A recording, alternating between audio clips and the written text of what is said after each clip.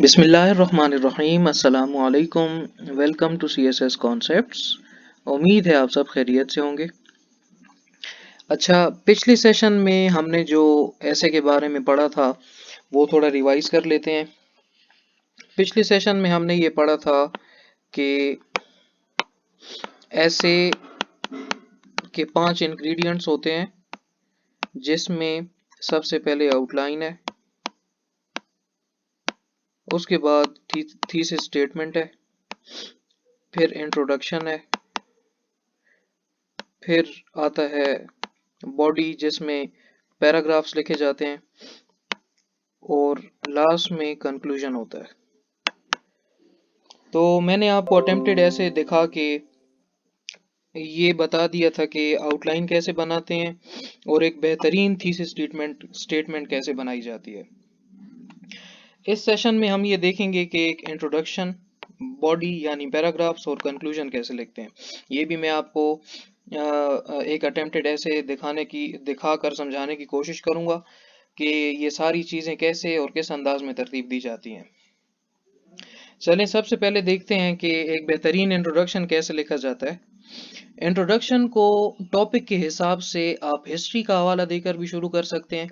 कोई aspirants general statement भी देकर शुरू करते हैं, और बहुत से लोग तो ड्रामेटिक ओपनिंग भी रिकमेंड करते हैं। जिनको ये मालूम नहीं कि ड्रामेटिक ओपनिंग क्या होती है, उनको मैं ये बता दूं कि ड्रामेटिक ओपनिंग का मतलब कोई भी सिचुएशन बनाकर या कहानी का हवाला देकर एग्जामिनर को अट्रैक्ट करना होता है कि उसका इंटरेस्ट इस ऐसे में डेवलप हो जाए और वो ईगरनेस शो करेगी इसने आगे ऐसे में क्या लिखा होगा और वो पढ़े। इसको कहते हैं एग्जामिनर को कंपेल करना कि वो आपकी चीज पढ़े। ठीक हो गया, एक ड्रामेटिक ओपनिंग का मतलब ये हो गया। इसके बाद हम देखते हैं कि जनरल स्टेटमेंट बहुत से लोग देकर शुरू करते हैं ऐसे को, जो कि एक सेफर साइड है। ड्रामेटिक ओपनिंग के लिए आपको थोड़ा सोच कर लिखना पड़ता है, हो सकता है कॉन्टेक्स्ट थोड़ा इधर उधर हो जाए या आप थोड़ा भूल जाएं। ड्रामेटिक ओपनिंग थोड़ी मेरे हिसाब से तो मुश्किल है, अगर कोई एक्सपायरेंट करना चाहे तो वो कर सकता है, अच्छी बात है। लेकिन मैं तो कहता हूँ कि ड्रामेटिक ओपनिंग मैं रिकमेंड नहीं करता, क्योंकि थोड़ा सा डेंजरस हो जाता है। जाहिर है एस्पायरेंट्स ने इतनी तैयारी की होती है, वो फुली इक्विप्ड जाते हैं पेपर देने के लिए। अगर खुदा ना खास्ता कोई लाइन भी या कोई कॉन्टेक्स्ट भी थोड़ा इधर उधर हो जाए, तो मैं ये रिकमेंड इसलिए नहीं करता कि मैं ये नहीं चाहता कि एस्पायरेंट इतनी तैयारी करके जाके ऐसे में पहली लाइन में ही वो अटक जाए। ठीक हो गया, ये थी कुछ बेसिक बातें। तो मैं आपको आगे फिर अभी जनरल स्टेटमेंट और इंट्रोडक्शन एक अटेम्प्टेड ऐसे दिखा के मैं आपको समझाने की कोशिश करूंगा। अब देखें, ये है एक ऐसे जो पिछले सेशन में मैंने आपको इसमें थीसिस स्टेटमेंट और इंट्रोडक्शन के बारे में बता दिया था। जिन बच्चों ने वो वीडियो नहीं देखी उसका डिस्क्रिप्शन में इस वीडियो में डाल दूंगा। अब यहाँ पे मैं आपको ये बताने लगा हूँ कि एक ऐसे की जनरल स्टेटमेंट कैसे शुरू होती है, कैसे लिखते हैं उसको, जनरल स्टेटमेंट होती क्या है। देखें, अब इसकी जनरल स्टेटमेंट ये है कि Islamophobia has been grown to its zenith around the world that has been posing serious difficulties to the Muslim countries। अब ये एक जनरल स्टेटमेंट हो गई, मैंने इसको रेफर कर दिया कि इस्लामोफोबिया ग्रोन अप हो रहा है और ये डिफ़िकल्टीज पोज कर रहा है मुस्लिम कंट्रीज को। अब आगे इसका मैं इंट्रोडक्शन लिखूंगा। ये एक जनरल स्टेटमेंट से एग्जामिनर को ये आइडिया हो जाता है, हो गया होगा कि ये किस तरफ जा रहा है, ये किस बारे में आगे बात करेगा, क्योंकि टॉपिक तो उसने सिर्फ राइज ऑफ इस्लामोफोबिया दिया हुआ है। अब कुछ बच्चे हैज़ ग्रोन अप लिखेंगे, कुछ बच्चे लिखेंगे स्टेबल है, कुछ बच्चे हिस्ट्री में चले जाएंगे। तो मैंने ऐसे तैयारी की थी, मैंने ऐसे लिखा था। अब इंट्रोडक्शन के बारे में अब थोड़ा सा समझने की कोशिश करते हैं। ड्रामेटिक ओपनिंग तो मेरे पास अभी वो ऐसे नहीं पड़े हुए है, अगर मुझे कोई नेट में मिल जाते हैं तो मैं ड्रामेटिक ओपनिंग की भी प्रैक्टिकली आपको एक सेशन बना के दिखा दूंगा।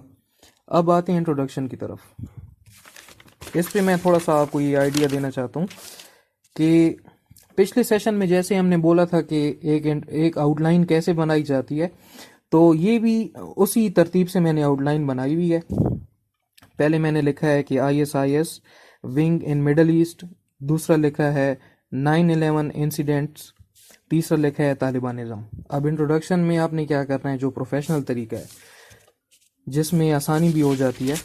पहले आप ये देखें, जिन बच्चों को नहीं पता कि इंट्रोडक्शन कैसे लिखते हैं, वो ये देखेंगे इंट्रोडक्शन पूरे पेज का, तो वो एक दफ़ा सोचेंगे यार कि इसमें इसने क्या लिखा हुआ है। लेकिन इसमें कोई मुश्किल की बात नहीं है। जो पिछले 3 टॉपिक मैंने आपको बताए हैं आउटलाइन में से, बारी बारी करके 3-3 आउटलाइन के टॉपिक पॉइंट्स वहाँ से उठा के यहाँ पे आपने पुट करने हैं।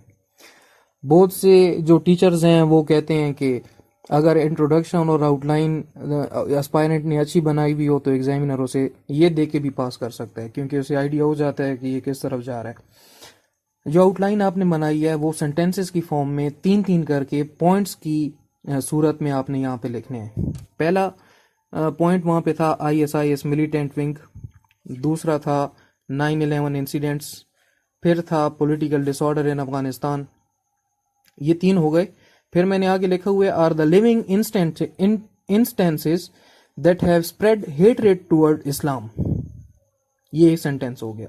अब यहाँ पे देखते हैं आगे, मैं आपको एक एक करके दिखा देता हूँ कि आपका कॉन्सेप्ट क्लियर हो जाए। यहाँ पे लिखा हुआ है मैंने शिया सुन्नी, फिर लिखा हुआ है मिसरिप्रेजेंटेशन ऑफ इस्लामिक टीचिंग्स, फिर लिखा हुआ है फीबल सोशियो पॉलिटिकल पॉलिसीज। यहाँ पे आ जाते हैं इंट्रोडक्शन में। ये देखें, शिया सुन्नी मिसरिप्रेजेंटेशन और Islamic teachings, socio political bond among Muslim countries have equal contribution in disseminating Islamophobic ideas। ये नज़र आ रहा है आपको? ये मैंने कुछ इस तरह करके लिखा था। अब ये सारा जो इंट्रोडक्शन है ये बिल्कुल उसी तरह लिखा हुआ है। इसमें सारे आउटलाइन के पॉइंट्स यहाँ पे लिखे हुए हैं। आखिर में मैंने कंक्लूडिंग सेंटेंस ये लिखा हुआ है कि nonetheless these remedial measures if adopted and followed up properly Islamophobia can be countered well and peace can be fully restored। ये आप देख लें, इसके स्क्रीनशॉट भी आप ले सकते हैं। मेरे हिसाब से ये एक बेहतरीन इंट्रोडक्शन और पैराग्राफ के स्टाइलिंग में ये लिखा हुआ है, इसके स्क्रीनशॉट ले सकते हैं।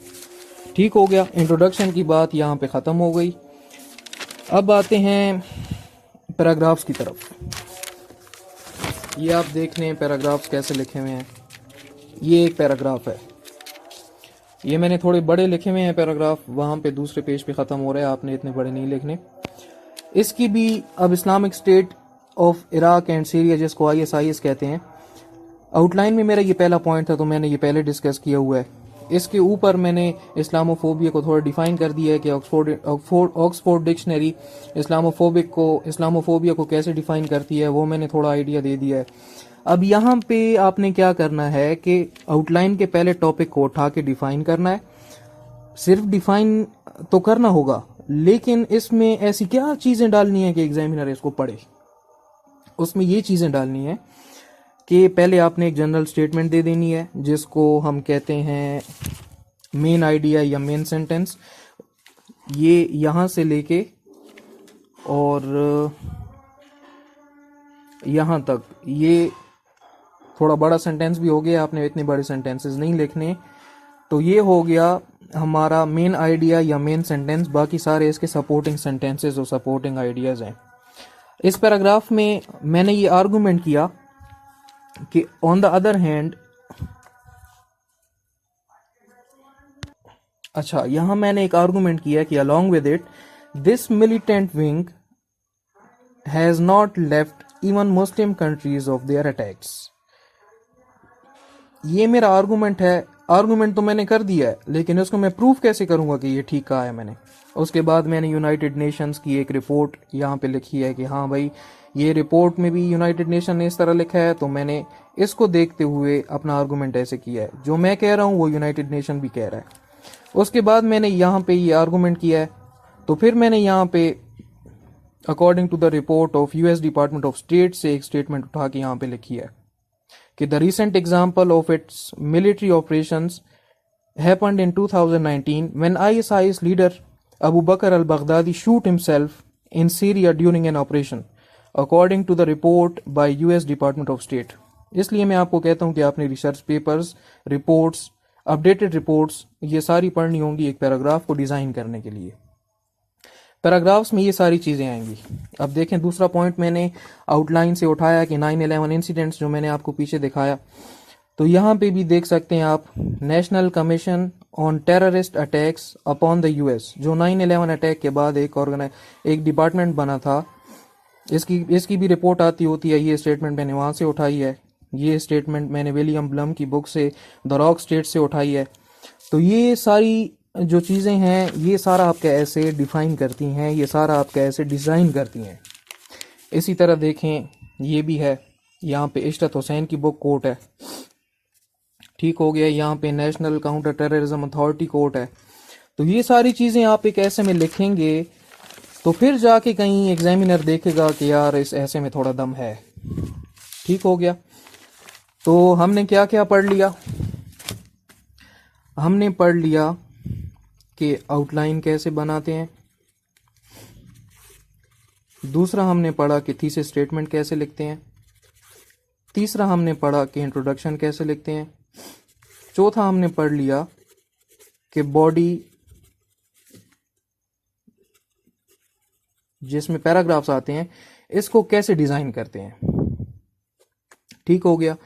अभी हम देखेंगे कि एक बेहतरीन कंक्लूजन किस अंदाज में लिखा जाए तो एग्जामिनर उसे पढ़ेगा और एक एस्पायरेंट पास होगा। ये है इस ऐसे का conclusion. To be on safer side, both से टीचर्स ये रिकमेंड करते हैं कि यहाँ पे लिख देते हैं टू क्रैक दिस नट या वगैरह वगैरह, ऐसे कुछ सेंटेंसेस फ्रेजेस बना के बता देते हैं। लेकिन to be on safer side, to conclude बेहतरीन है। इसमें आपको कोई गलत नहीं कर सकता, आप डिफ़िकल्टी फेस नहीं कर सकते, आप कंफ्यूज नहीं हो सकते, ये बेस्ट है। अच्छा, तो कंक्लूजन आपने टू कंक्लूड से शुरू करना है। स्टार्ट में आपने जनरल स्टेटमेंट देनी है, जैसे एक पैराग्राफ की स्टाइलिंग होती है, मैंने आपको बताया है। लेकिन कंक्लूजन में कोई भी वर्डिंग आपकी पिछले ऐसे और पैराग्राफ से मिलती जुलती ना हो, न्यू वर्डिंग हो, न्यू सेंटेंसेस हो, पीछे से कुछ भी कॉपी ना किया हुआ हो, लेकिन कॉन्टेक्स्ट तो लाजमी है कॉपी किया हुआ हो। पिछले पैराग्राफ्स में से आपने कुछ चीदा पॉइंट्स उठाकर उसी कॉन्टेक्स्ट में लिख देने हैं, लेकिन कॉन्टेक्स्ट ऐसा होना चाहिए कि कंक्लूजन आपके पिछले सॉल्यूशन जो आपने दिए हैं, आर्गुमेंट्स और थीसिस स्टेटमेंट को सपोर्ट करे कि हाँ भाई इसने जो पीछे आर्गुमेंट दिए हैं, कंक्लूजन उस पर स्टैंप है कि ये प्रूव हो चुका है। इसमें आपने वे फॉरवर्ड देना होता है कि वे फॉरवर्ड इसने आपने देना होता है कि जो क्या नाम है, जो एस्पायरेंट ने पीछे आर्गुमेंट्स दिए हैं वो सही साबित हो रहे हैं, और अगर ये सॉल्यूशंस इम्प्लीमेंट ना किए गए तो ख़तरा बढ़ भी सकता है। एंड में आपने ये लिखना है कि जैसा कि मैंने बताया कि इसके ये फलां इफेक्ट हो सकते हैं, तो मुस्लिम वर्ल्ड को यूनाइटेड होकर पॉलिसी मैकेनिज्म तश्कील देना चाहिए ताकि इस्लामोफोबिया का जोर तोड़ा जा सके। इसमें आपने एक आध बुक या एक कोई रिपोर्ट भी कोट कर देनी है, डिज़ाइन आपने करना है। कंक्लूजन में आपकी राइटिंग बेहतरीन होनी चाहिए, नीट एंड क्लीन सारा ऐसे होना चाहिए। बहुत से स्टूडेंट्स जिनकी राइटिंग प्रैक्टिस नहीं होती वो स्टार्ट में तो अच्छा प्यारा लिख लेते हैं, लेकिन आखिर में कंक्लूजन में जब कंक्लूजन तक वो पहुंचते हैं तो ऐसे लग रहा होता है जैसे इन्होंने पाँव के साथ लिखा हुआ है। तो एग्जामिनर को बिल्कुल ये फील होने नहीं देना कि वो क्या नाम है, डिस्टर्ब उसे बिल्कुल भी नहीं करना, नीट एंड क्लीन लिखना है, ठीक हो गया। तो हमने ये जो सारी बातें मैंने आपको बताई हैं, कैसे कैसे अटेम्प्ट किया जाता है, ये मैंने आपको बता दी हैं। आप कमेंट में लाजमी बताएं कि आपको मेरी वीडियो पसंद आई है या नहीं आई। इसमें अगर आपका कोई क्वेश्चन हो तो आप मुझे बता सकते हैं, मैं आपको कमेंट में इसका आंसर भी करूँगा। अगर आपको मेरा अंदाज़ लेक्चर देने का अच्छा नहीं लगा या आपको कुछ भी समझ नहीं आ रहा तो काइंडली आप कमेंट बॉक्स में मुझे बताएं कि मैं अपने आप को मॉडिफाई कर लूँ, थोड़ा मोल्ड कर लूँ आप लोगों के हिसाब से, ठीक हो गया। अच्छा, तो ये ऐसे मैंने लिखा था, आप देख सकते हैं कि ये सारी बातें जो मैंने आपको बताई हैं वो इस पर इम्प्लीमेंटेड हैं। आप इसका स्क्रीनशॉट लेकर या पॉज कर कर डिटेल में इसको देख सकते हैं। इसके अलावा मैं आपको ये भी बताता चलूँ कि ऐसे नीट एंड क्लियर होना चाहिए, राइटिंग आपकी इतनी स्टेबल हो कि ना तो उसमें कोई गलती होनी चाहिए और ना वो रफ लगे। बहुत एस्पायरेंट्स आखिर में जाकर जैसे मैंने आपको बताया कि राइटिंग उनकी थोड़ी ऑकवर्ड सी हो जाती है, तो आपने राइटिंग प्रैक्टिस करनी है, जैसे मैं आपको हर सेशन में कहता हूँ। ठीक हो गया। अगले सेशंस में हो सकता है कि मैं प्रेसी के बारे में थोड़ा समझा दूँ, और उसके बाद फिर हम सब्जेक्ट्स की तरफ जाएंगे। कंपलसरी या ऑप्शनल सब्जेक्ट्स को भी उठा लेंगे और उसको कंप्लीट एक प्लेलिस्ट में बना लूँगा, उसमें कंप्लीट लेक्चर्स होंगे, आप वहाँ से फिर देख सकते हैं। इन सेशंस के अलावा मैं इंडिविजुअल भी पढ़ाता हूँ, राइटिंग प्रैक्टिस भी करवाता हूँ और चेक भी करता हूँ। ऐसे सीखने का दौरानिया 1 महीने का है। आप इंस्टाग्राम पर मुझसे रब्ता कर सकते हैं, मैं डिस्क्रिप्शन में उसका लिंक दे दूँगा। अपना ख्याल रखिएगा। अल्लाह हाफिज़।